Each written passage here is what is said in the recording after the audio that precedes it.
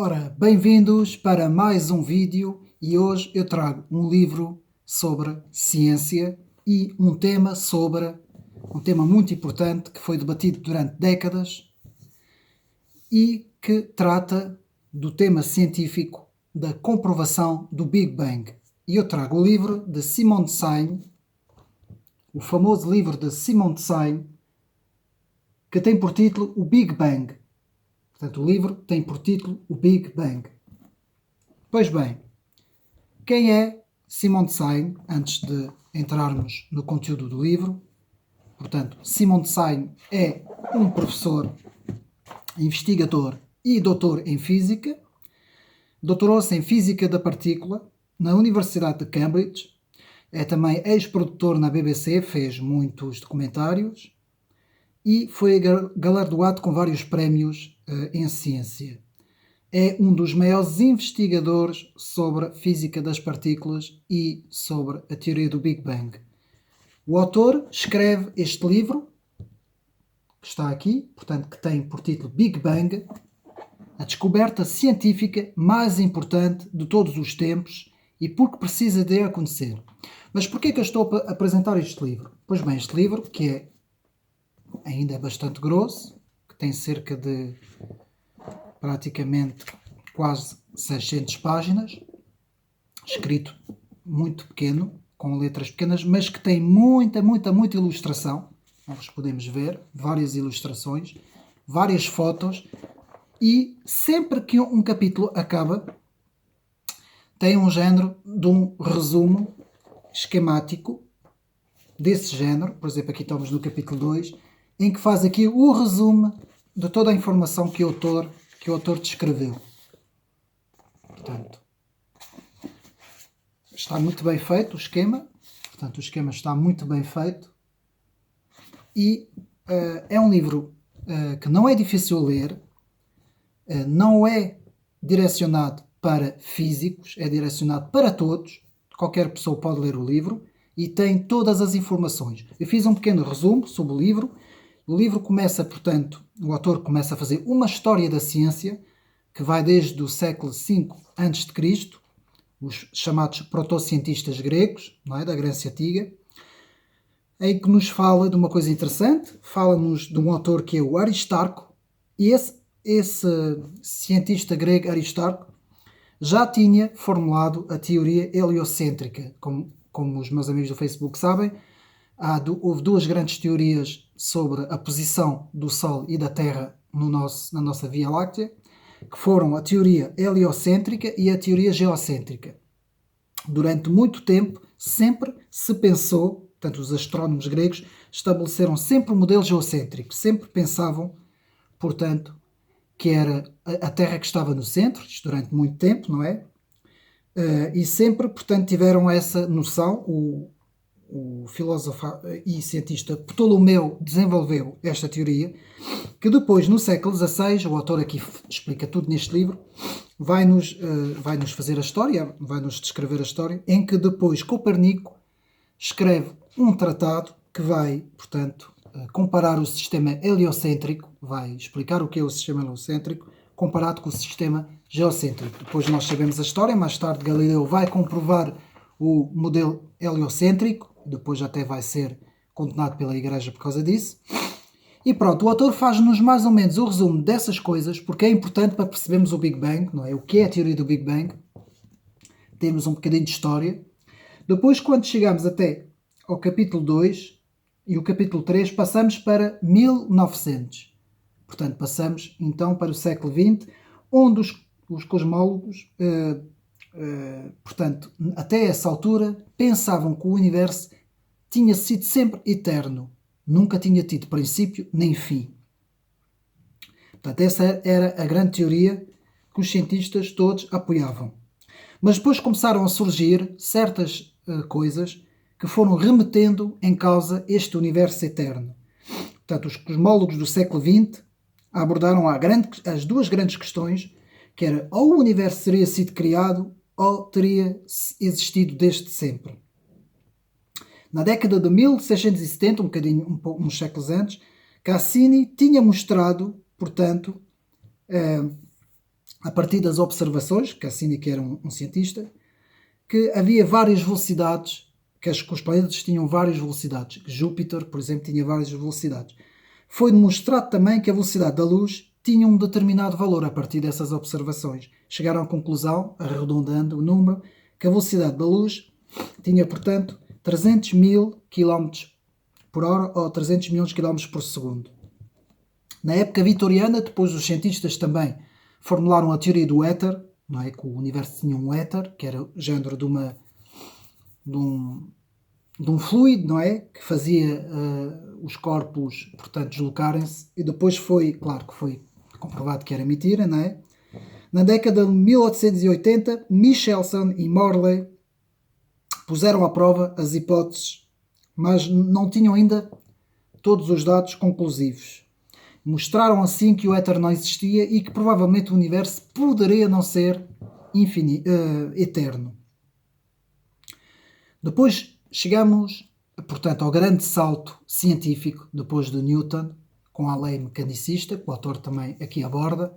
Chegamos então à grande revolução de Einstein, o grande cientista conhecido Einstein, que vai formular duas teorias, como nós sabemos, a teoria da relatividade geral e restrita, em que nos vai mostrar a velocidade da luz, que é a mesma relativamente a qualquer observador.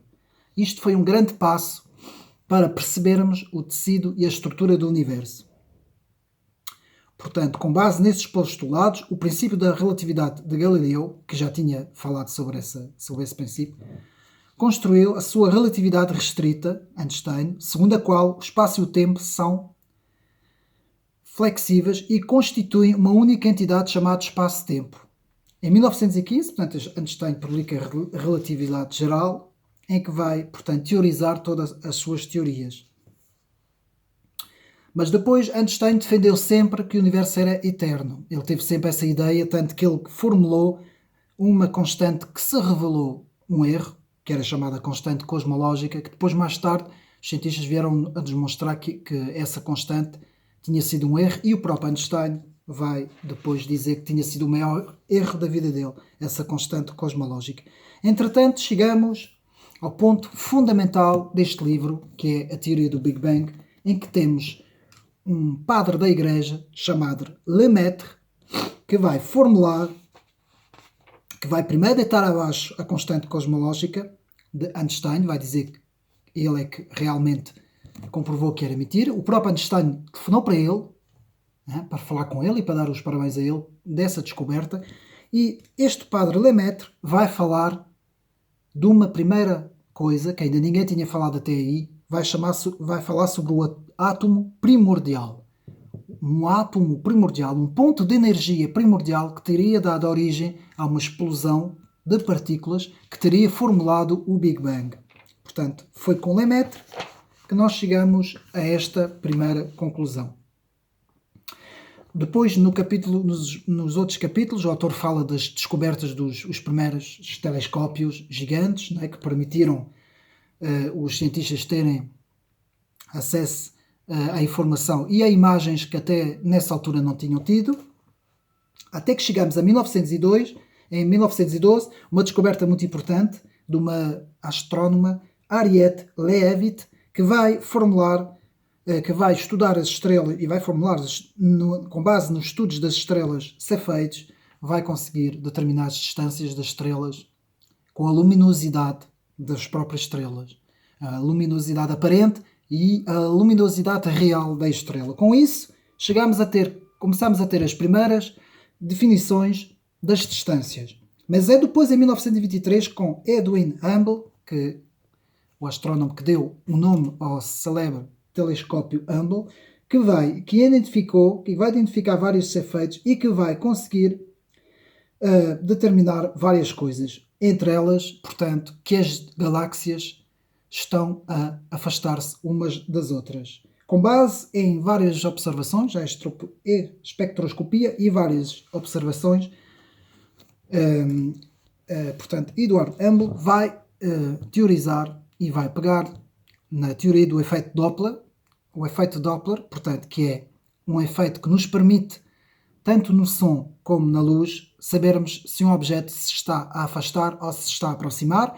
Portanto, no caso do chamado efeito Doppler-Fizeau, que é quando a luz está-se a afastar, a luz se desvia para o vermelho, e quando a luz está-se a aproximar, a luz se desvia para o azul-violeta. E foi com base nisto que Hubble vai, portanto, dizer que o universo se estava a afastar, que as galáxias se estavam a afastar do planeta Terra. Portanto, em 1929, Hubble mostrou que existe uma relação direta entre a velocidade de uma galáxia e a distância a que se encontra, chamada esta relação a própria lei de Hubble. Em física, V igual a H mais distância H, que é a constante de Hubble. Portanto, a partir daí, tudo estava a caminhar para que realmente conseguíssemos chegar à conclusão de que o Big Bang tinha de facto existido.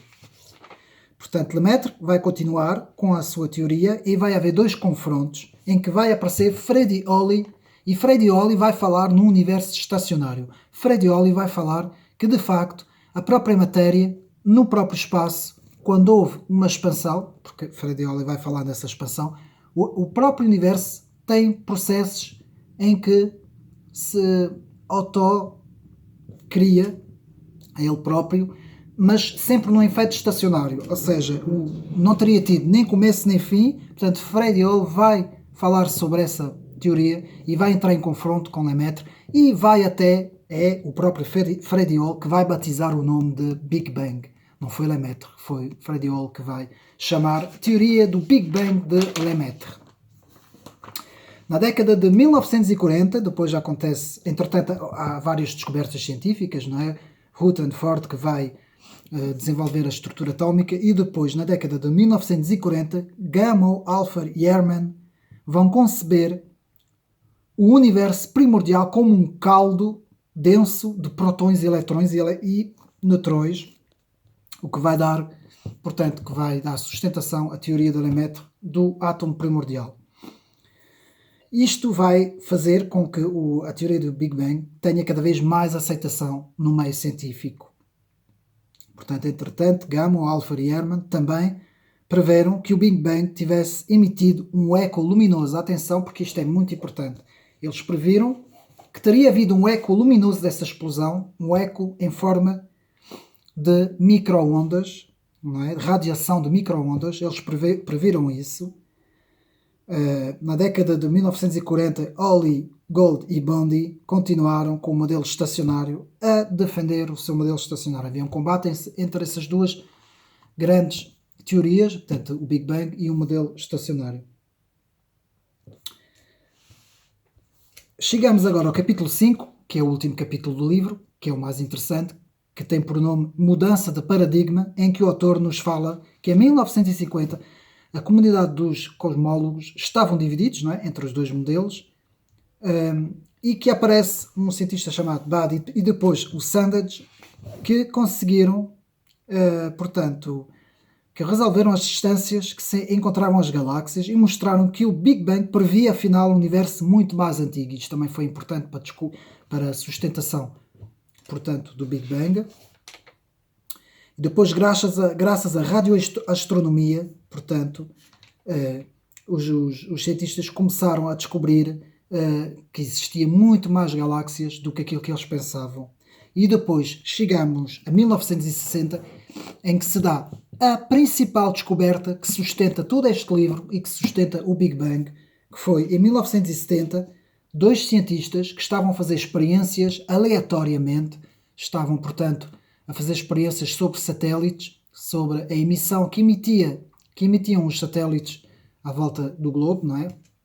Estavam, portanto, num observatório de radiologia e radiofrequência a fazer experiências e descobriram, portanto, na década de 1960, Penzias e Wilson descobriram acidentalmente a radiação de fundo em micro-ondas, RFM, aquilo que, portanto, Gamow, Alpher e Ehrman tinham previsto.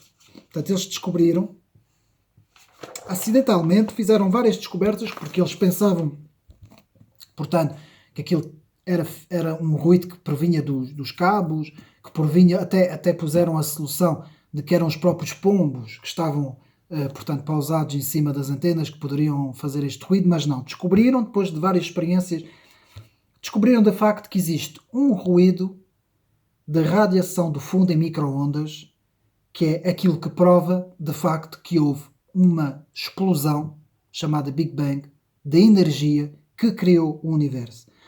E depois esta teoria foi reforçada em 1992 com as experiências do satélite COBE, o famoso satélite COBE, que descobre essas variações RFMs provenientes de diferentes pontos do céu, revelando igualmente minúsculas variações de densidade deste universo primordial, desta explosão primordial, dos quais vieram a nascer o universo e as galáxias.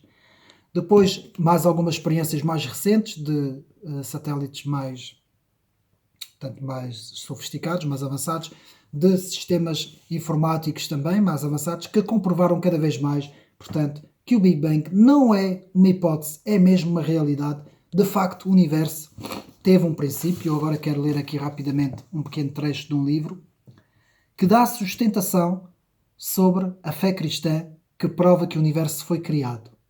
E que diz assim: na realidade, a teoria do universo eterno não só se situa no domínio da fé, como de resto é contrariada pela ciência. Portanto, a teoria do universo eterno entra em contradição com a teoria do Big Bang.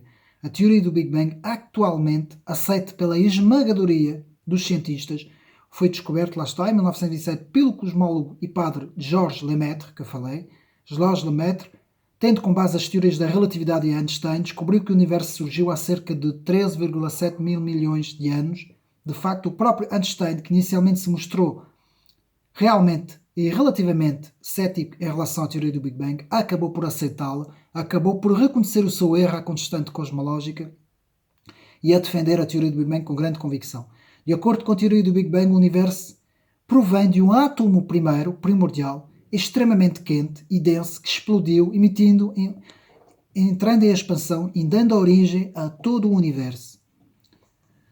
Portanto, obviamente, para Georges Lemaitre, o criador desse primeiro átomo, como é claro, foi um ser superior, ou seja, Deus, na concepção cristã. Ora, como é facilmente perceptível, se o universo surgiu há cerca de 10 a 20 mil milhões de anos, neste caso comprovado por 13,7 mil milhões de anos, portanto, e que não é eterno, e que não existiu desde sempre, o próprio cientista que já faleceu, Stephen Hawking, considerado um dos maiores físicos da atualidade, diz o seguinte a respeito desta teoria. Diz que é uma das nossas maiores descobertas foi que o universo não existiu desde sempre, mas que teve um começo definido, chamado Big Bang. Portanto, isto é a grande conclusão que toda a comunidade científica chegou. Depois apareceram outras teorias, como a teoria do tudo, que eu vou explicar, a teoria das cordas, várias outras teorias. Portanto, existe uma teoria também que fala que o universo teve essa explosão do átomo primordial, mas que antes desse átomo teria existido outro universo, que teria tido também outro átomo primordial, que teria explodido, e antes teria tido outra, e por aí assim fora, por aí adiante. Portanto, existe também a teoria das cordas, que é a teoria de vários mundos paralelos enrolados em cordas. Isto é um bocadinho mais complicado, é preciso perceber um pouco mais de física para isso. Existe uma série de teorias, mas a teoria que prevalece neste momento no meio científico é a teoria do Big Bang, que já foi comprovado a nível da física das partículas. Atualmente existe o CERN, portanto, que é um colisor de partículas gigante que existe e que tenta fazer colisões de partículas, inclusive que descobriram, agora nessas décadas passadas, que na constituição da física das partículas, portanto das partículas em si, subatómicas, existia o chamado bóson de Higgs, que é chamada a partícula de Deus, que dá como terminado, portanto, o puzzle das partículas subatómicas que constituem toda a matéria. Existe também a relação da matéria, da antimatéria com a matéria, que depois foi comprovado que por um 0,0000000,1, portanto, que teria havido uma partícula de matéria que teria sobrado sempre na aniquilação dessa destruição entre matéria e antimatéria, que teria dado origem ao universo. Portanto, isto já é física avançada da partícula. Mas tudo isso, todas essas experiências que eu estou a dizer, porque os meus amigos do Facebook, alguns podem não estar familiarizados com esses termos, Mas tudo isso que eu estou a dizer, comprove, portanto, comprove a teoria do Big Bang. Isto está muito bem escrito nesse livro. Vale a pena ler este livro, vale a pena estudar este livro. E a partir deste livro, depois, quem ler o livro até ao fim, pode depois começar a estudar a física, a ciência, porque não é difícil estudar física. Desde que tenhamos mais ou menos uma matemática razoável, e se for preciso até podemos até estudar um bocadinho de matemática para nos dar apoio, não é difícil estudar física. As pessoas pensam que a física é uma coisa muito difícil, que é uma coisa que isto é só para cientistas malucos que passaram 20, 30 anos a estudar matemática. Não, não. Os termos são fáceis, as teorias são fáceis de estudar. É preciso começar do princípio, devagar, conhecer, ter um bom conhecimento de história, porque a história é muito importante, a cronologia, a história, saber quando os cientistas foram desenvolvendo as suas teorias, não é? Ter tudo muito bem delineado, desde a física mecânica, a física da relatividade, chegando à física quântica, não é? Ter tudo isso muito bem esquematizado a nível de datas e de cronologia, e depois estudar as coisas com calma, sem pressa, vale a pena. E vou-vos dizer uma coisa, a ciência comprova a existência de Deus. Não é Deus que comprova a ciência, é a ciência que comprova a existência de Deus. Há muita bibliografia sobre isso, bons livros que nos mostram, e uma coisa interessante, uma grande parte dos cientistas, ao longo da história, eram crentes. Podiam não seguir a instituição em si, podiam não ser católicos mesmo em si, mas a maior parte deles eram crentes em Deus. Todos eles sabiam que havia um Criador, que tinha criado, portanto, o universo e o mundo. Espero que tenham gostado deste vídeo. Mais uma vez, eu vou mostrar o livro. Vale a pena comprar este livro. Está à venda nas FNACs, na maior parte das livrarias. E espero que tenham gostado mais deste vídeo. E até a próxima.